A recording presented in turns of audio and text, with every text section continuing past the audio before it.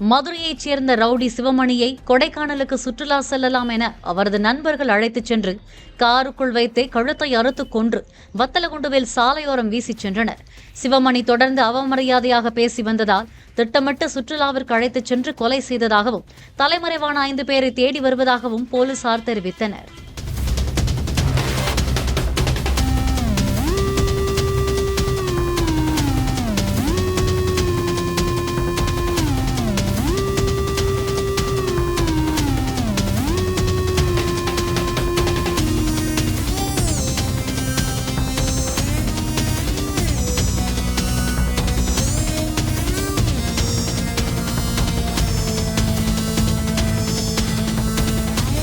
Play store மற்றும் app ஸ்டோரில் இருந்து பாலிமர் செயலியை QR கோடு மூலம் பதிவிறக்கம் செய்யுங்கள்.